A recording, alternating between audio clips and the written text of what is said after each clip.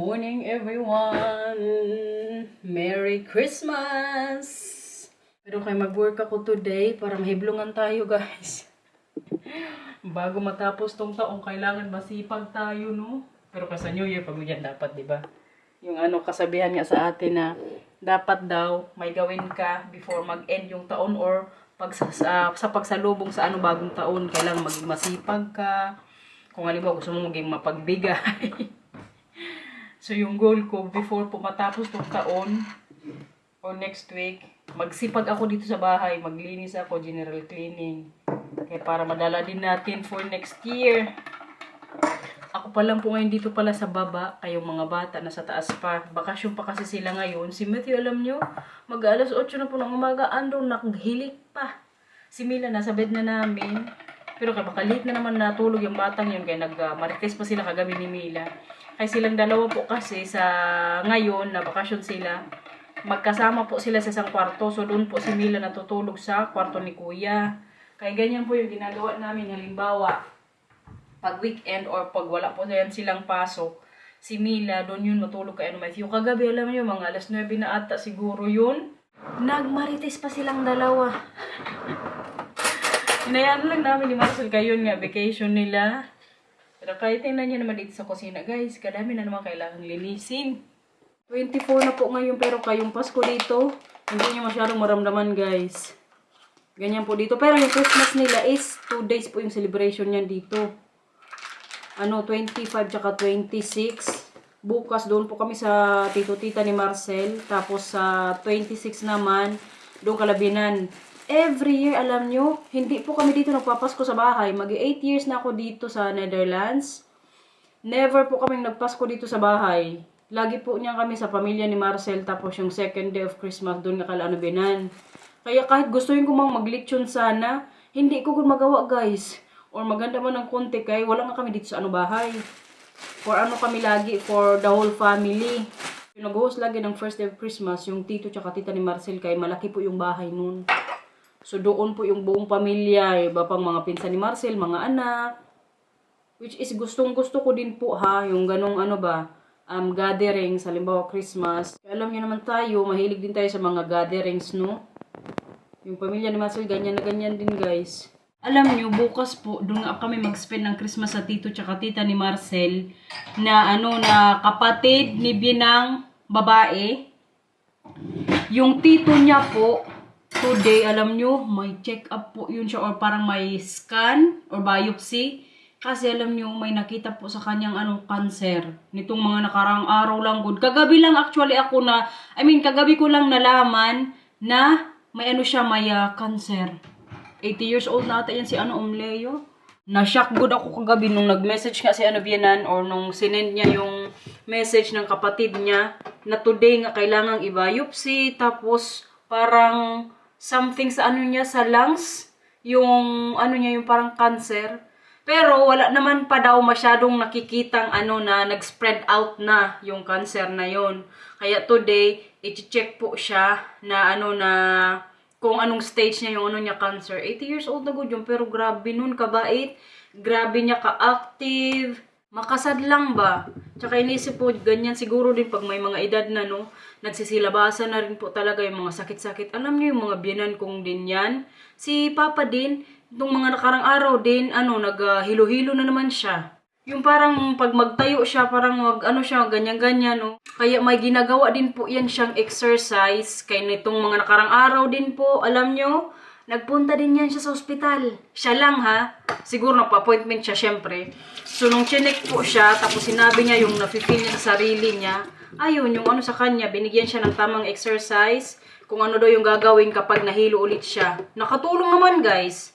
Tapos with the help of din, siguro mga antibiotic, mga gamot na binigay sa kanya. Kaya alam nyo, yung mga anak ko yan, pag gusto nilang magpunta sa lolo-lola nila, sige lang. Pumunta kayo dun, matulog kayo dun kung gusto nyo. Kasi gusto ko rin po ma-feel nila biyanan na yun, na nag-spend ka sila ng time sa mga apo nila. Kay, yun na lang din po talaga din yung kaligayahan ng mga biyanan ko. Ng mga anak ko. Kaya yung sa tito ni Marcel, alam nyo, curious siguro kung sa kanya findings. Makalungkot lang, eh. Kabait pa naman yung taong yan. Pero kay nung kabataan niya po naman, nag-ano din yan siya eh, nag-sigarilyo. Pero kaya imagine nyo rin yan guys, 80 years old na. Ang hope ko lang sana, ano ba, kumbaga curable pa yung cancer na nakita sa kanya. Parang ano siya eh, yung sa may lymph daw. Tapos, bukod dito, na may nakita din sa kanya mga bukol-bukol, meron din po something sa lungs niya. Pero kaya update ko kay mamaya kapag may result na po or kapag nalaman nila kaagad yung resulta sa biopsy niya. May ipakita din pala ko sa inyo guys. Na-receive ko na po yung pamasko ko galing sa trabaho doon sa store. Diba kayong kay Steph, na-receive ko na rin po yun.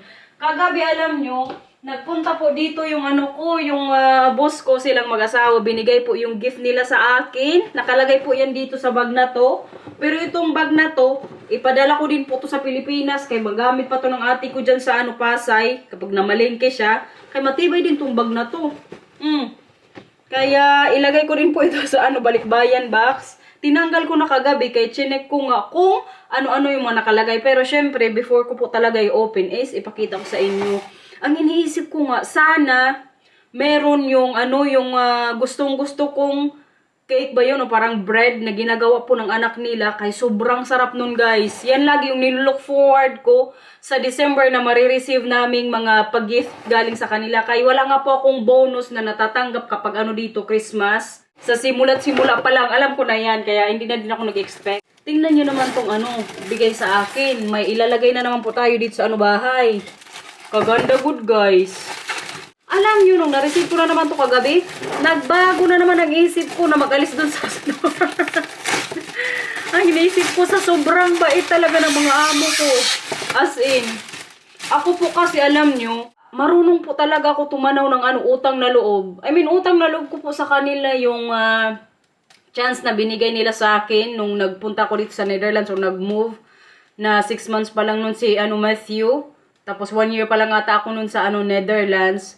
Tinanggap po nila ako dyan sa store na wala akong masyadong kaalam-alam sa Dutch. As in, kumbaga, train din po nila ako in a way na gusto din nila na magstay po ako dyan sa ano, store. Kaya sabi pa sa akin ng boss kong babae, kaya mo yan. Tutulungan kita, sabi niya sa akin. Kaya, kumbaga, yun yung iniisip ko ba na, sige na nga, antayin ko na lang na mag-retire sila o mag-pension. Tapos, doon pa lang ako mag-alis. Kasi nga, tinatanaw ko po yun na utang na loob, guys. Tingnan na lang good din natin kasi ang takbo din po ng buhay, nagbabago, di ba? So, kailangan ko din kasi talagang, ano ba, isipin yung pamilya ko financially, yung mas matulungan ko pa sila, yung pamilya ko dyan sa Pilipinas. Pero kaya inisip ko din, hindi din ako makakatagpo ng ganitong mga boss. Kaya yan po talaga ang dahilan kung bakit hindi ako mag-alis-alis sa ano na yan story. Tsaka, may nag-comments din po, wait lang, magkwento muna ako sa inyo. Itong comment na to kay ma'am, ano, nakalimutan ko yung pangalan, pero kay parang tinamaan ko ako sa comment niya, ang sabi niya, maging ano ka na lang daw grateful ata yung sinabi niya na yung work mo is very ano daw convenient sa pamilya ko, which is totoo po talaga na may time ako sa mga anak ko. Halimbawa mag-work ako, sila nasa school, pagka out ko sa work nandito na ako sa bahay. Kaya na-realize ko po tama talaga yan si ano, si Mamba sa comment niya na dapat i-enjoy ko muna na sila Matthew tsaka Camila. Kumbaga, naghahag pa sa akin, no? Nagkikiss minsan. Tapos yun nga, may oras pa ako sa kanila kasi darating din po talaga yung time na ano, na magkakaroon talaga sila ng sariling, ano, kumbaga buhay din. Na parang doon talaga ako tinamaan. Tapos na-realize ko, tama nga naman. Kaya tingnan na lang natin next year guys ha. Kahit pa iba-iba po talaga ang isip ko. Kahit si Marcel bad trip yan sa akin. Kita nyo, magsi-6 or magsi-7 years na ako next year dito sa work na to. Pero yearly po, lagi ako magsabi, ayaw ko na doon magtrabaho. Hanggang sa mag-7 years na ako next year, nandito pa din tayo. Siguro minsan may mga times na po talaga na nagrarant lang ako sa kanya. Tapos ako po kasi pag may isang bagay na feeling ko, hindi ko gusto, iset aside ko na yung gusto ko, ano na, kumbaga, ayaw ko na dyan. Pero after ko yun ginawa, darating po at darating yung point na nare-realize ko, ay, sayang. Yung ganong ano ba, pakiramdam. Baga na-appreciate natin yung mga bagay na, ano na, kumbaga wala na. 'Di ba? Kaya din po yung sinabi ng subscribers, marirealize mo yung kagandahan ng trabaho mo once na umalis ka na dyan. Ay parang, hala ka, baka totoo yung sabi ni Mau. Kaya hindi mo talaga yung iniisip ko. Kayo nga, hindi ako makakarap ng ganitong mga boss. Sobrang bait. Tapos every time na may hingin akong vacation, gora yan sila. Depende na lang kung ano din na, kung naubos na yung bakasyon kong yan. Kaya syempre, rights ko din po yan. Sa trabaho ko po dyan sa store, tapos kay Steph, may karapatan po akong 5 linggong vacation. Kaya next year, yung sa Pilipinas, hiningi ko po 3 weeks. Tapos yung 2 weeks na yun, siguro yung 1 linggo para sa summer vacation namin ng mga bata tsaka Marcel.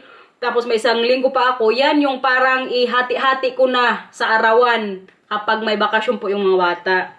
Di ba? Kadami ko na namang na ano sa inyo na chika. Mag-ano lang tayo ng regalo sa akin. Pero kay sa mga bagong subscribers po to na gusto ding malaman or curious din sa ano ba sa trabaho ko. Kaya yun guys, ito po yung regalo nila sa aking halaman. Aalagaan ko talaga to. Kaya nung mga nakarang taon din, alam nyo, parang nagbigay din to sila ng ganito pero namatay. Kaya hindi ko din po masyadong inalagaan o naalagaan. Kaya ito ngayon, promise ko sa inyo, alagaan ko to hanggat kaya ko or hanggat kaya niyang makasurvive dito sa bahay. Kay winter pa nga, wala pang mga araw-araw. Alagaan ko talaga to siya. Tapos, may mga pa-cards din po sila. Anong oras na ba? Baka mamaya mali tayo sa trabaho. Lapit na tayo magalis dito guys. Pero kay Marites is Life, ito may pag-ganyan-ganyan. Pagod sila guys. Imagine niyo yan yung effort. Sariling gawa-gawa lang nila to. Ganyan ang natin. Kay malilit na po tayo sa office. Ano to? Ay, siguro cards. May ano to sila, may sulat. Sabi nila dito is, Merry Christmas and a healthy 2026. Kumbaga for next year na. Leaves or from George, Rita, and Animika. Ito po sila yung mga katrabaho ko. Yung anak din po nila is nagtatrabaho din sa store. Grabe din, kabait ng anak na yan, guys. Kaya very blessed po talaga ako sa sa pamilyang to. Kaya hindi ko, basta, tingnan ko na lang next year. Kaya ganito po talaga ako mag-isip. Maya-maya, iba na naman ang iniisip. Uy, book. Book and Bone. Para sa libro, guys. May mga ganito pa naman din akong gift card din. Siguro pangatlo na to. Yung para sa mga books. Ano ba gusto kong magbasa ng books. Kaya may mga books din po ako dito sa bahay. Minsan nagbabasa din po ako kapag feel ko lang. Pero kayo may 50 euros po tayong na-receive. At ito yung pinaka-aantay ko na sana. Gumawa nga yung anak niya. Ng yearly Christmas cake. Ganyan natin kay para matapos na to.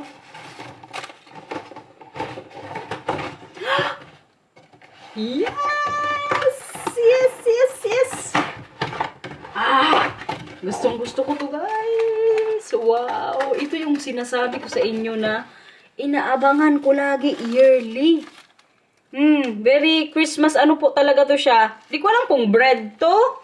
Hindi mo siguro cake. Kaya medyo matigas. Basta ito siya guys. Tikman natin. Pakita ko po sa inyo yung itsura. Sariling gawa lang din po ito ng anak nila.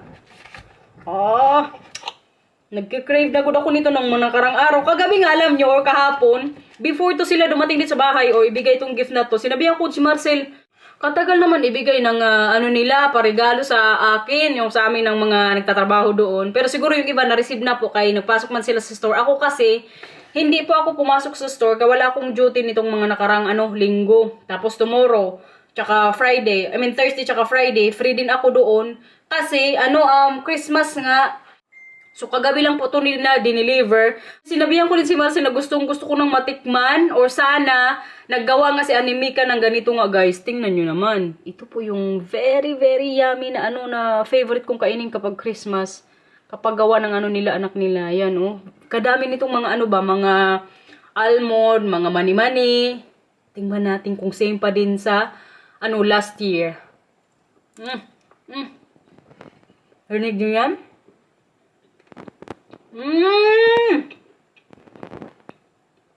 The best talaga to. Hindi normal. Kasarap. Sarap guys. Pero kay, si Marcel na mag-continue ng pagkain ito mamaya kay magtrabaho na po tayo. Kayami, oy. Ito ba't hindi na pantay? Promise, kasarap. Hindi normal.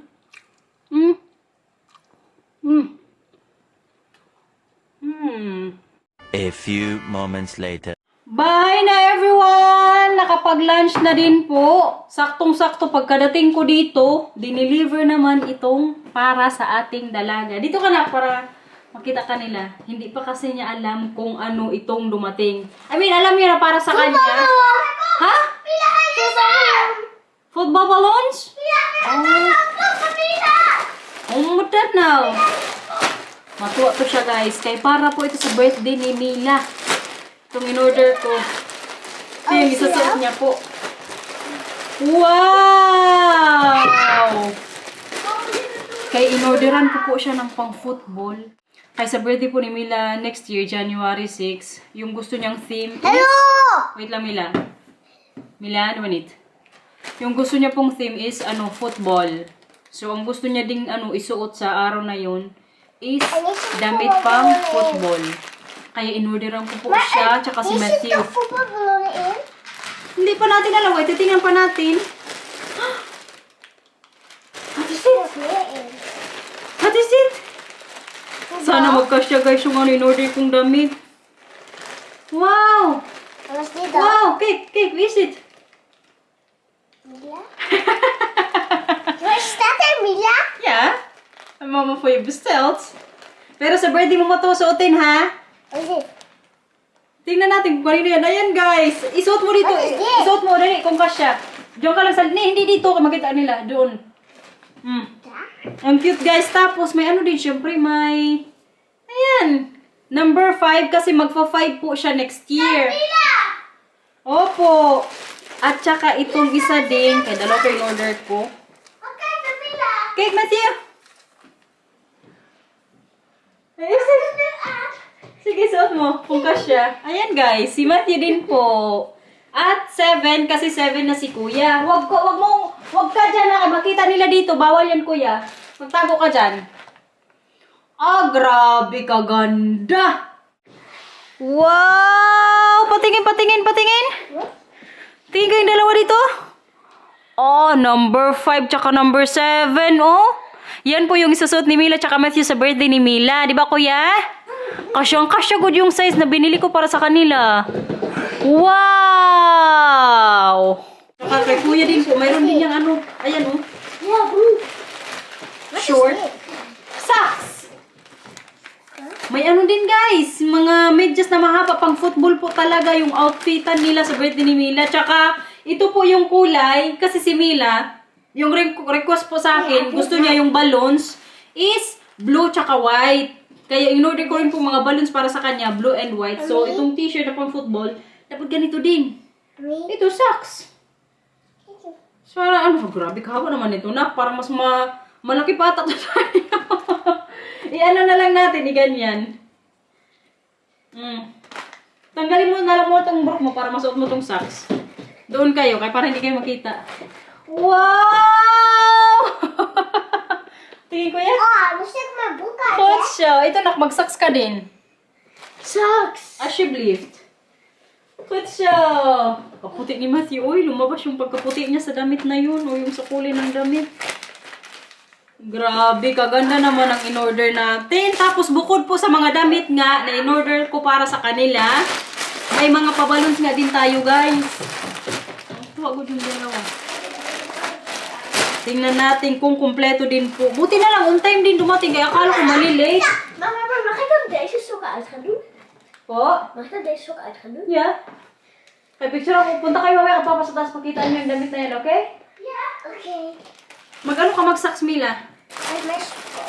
Yung isa dito sa gusto kong makita ko, yung pinagawa kong banner.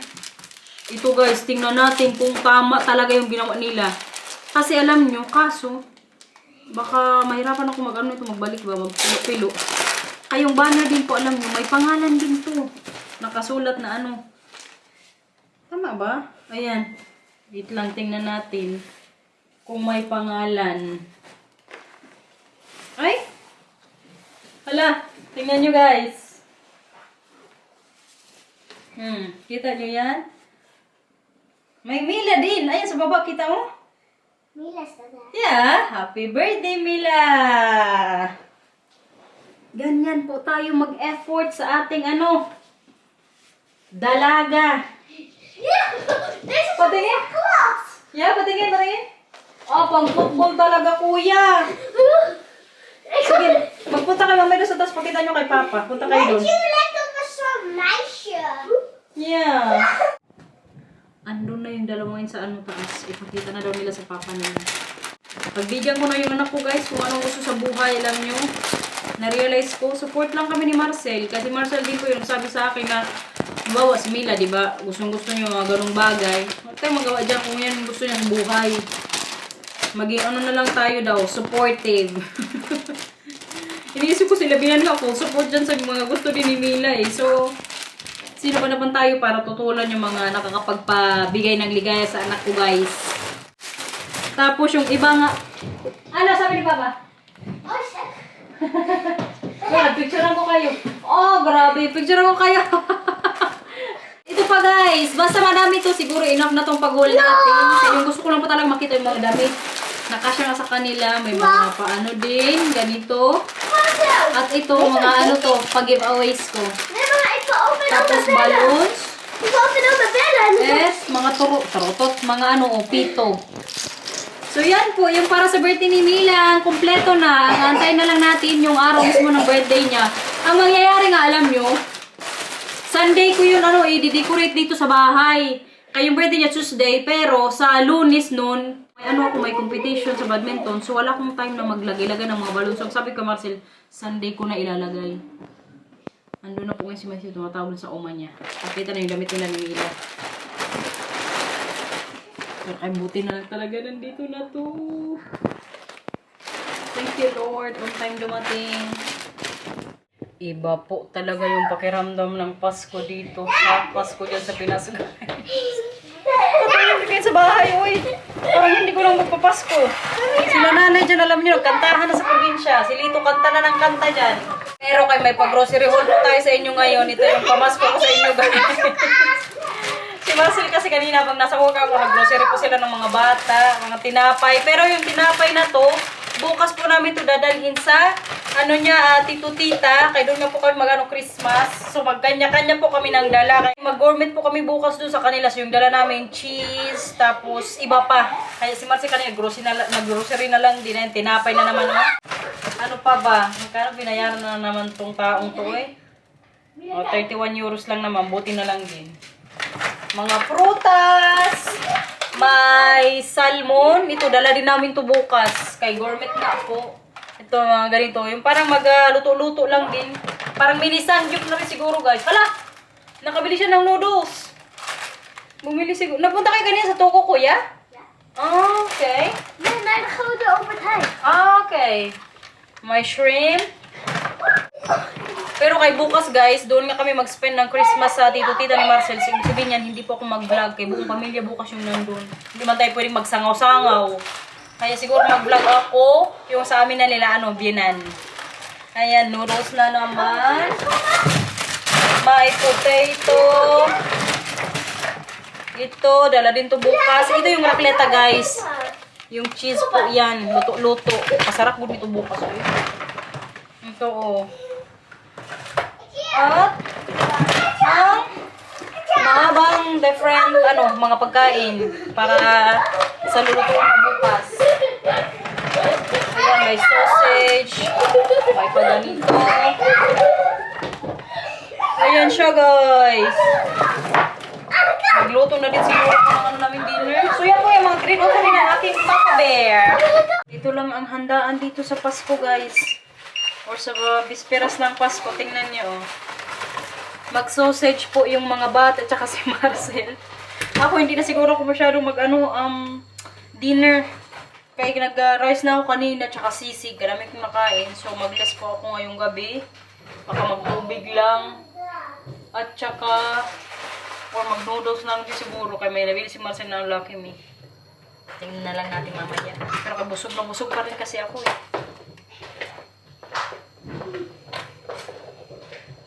Unahin ko na lang muna itong mga ano ko. Alaga dito sa bahay. Katahimik lang ko dito ng Pasko, guys. I mean, tomorrow naman, medyo busy siguro dun sa tito-tito ni Marcel. Pero kayong pakiramdam ngayon ba? Parang may miss ko ngayon sila nanay. Actually, yearly ko talaga ito nararamdaman. Na iba po talaga yung Pasko dyan sa Pinas. Pero kaya nasanay na rin ako eh. Yung hindi lang minsan may, may iwasan na... Ha? Magkano kalinis? Wala ka nandok ya.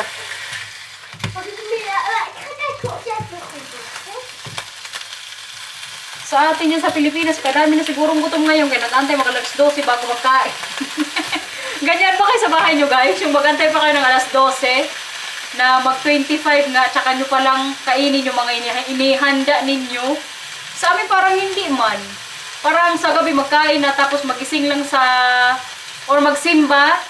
Alala ko pa dati nung high school ako, mga tropa ko sa high school, lag kami yan mag-ano simbang gabi. Parang nakumpleto ata namin nun yung isang... yung 9 days ata yun, di ba? Tama ba, guys? Pag mali ako, mag-comment kayo sa baba. Parang 9 days na na misadig. Ano ba yung misadigal yun, no? Kaso kayong nangyayari dati, pag magsimba kami, nagsitulugan sa simbahan. Yung lang ba, yung pakiramdam lang na, magpunta ng mga tropa ko, syempre magsama-sama ka din. Pero kapag dating ko dun tulog, kay madaling araw, parang alas 3 ata yung misa. Pero kayo masaya din yung experience dati ba? Alala ko lang ito yung mga barkada ko sa high school. Pag uwi ko nga next year, alam nyo, nakaplano na kami, may pupuntahan kami isang doon, island. Tawag, Kapol.